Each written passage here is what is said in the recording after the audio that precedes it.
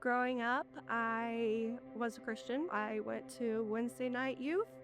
Sundays was Sunday school and Sunday church, and every meal you pray.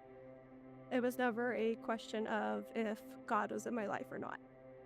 In high school, I met my husband, Clay Hattie. We started dating, high school sweethearts.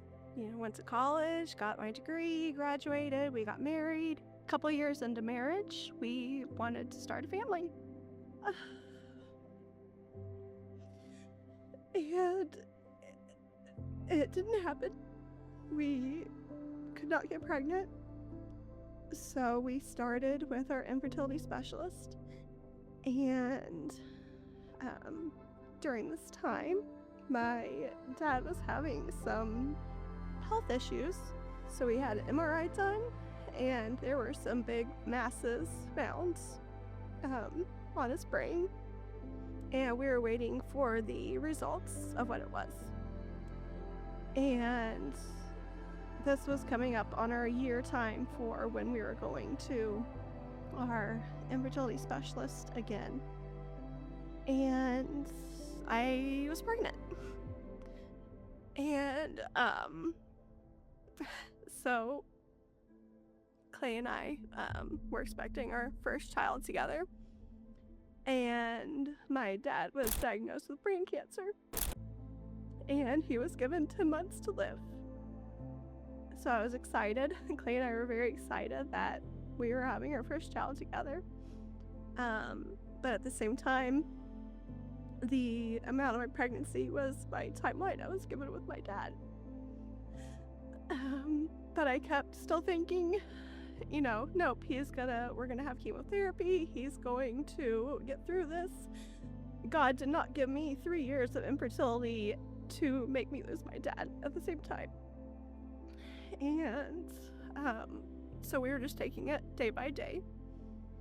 About 5 weeks later, I got a phone call. And my dad's mom, my Nana, she was also diagnosed with brain cancer. And I thought, yep, sure, why not? Why not, God? So I was just living life in a haze, not really believing and trying to be excited for our pregnancy, wondering why God, why now? Just still thinking this is not my life. I can't believe this is happening to me. And my dad passed away 6 weeks before I gave birth to Remington. So she was born April 20th, 2018. A few months later, my husband took a job here in Columbus, Ohio. We moved here, and I was so bitter at the world, bitter at my husband for making me move to a state that I didn't know, that I didn't have family. We came to church, and we loved it here. And so we come back, and we joined the small group. I hadn't opened up to anyone, but every Sunday we kept showing up, coming to church, because that's how we both grew up, and we kept going to our small group.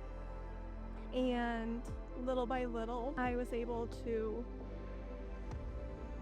know that I had friends here, and that helped me. So many people, even growing up as a Christian, you hear when people are going through hard times, oh, God can't give you more than you can handle. And I really hated that. But I learned that He does give you more than you can handle. And I learned that He doesn't give me hardships. He gives them to me. So I go to Him when I need Him and know that I need Him.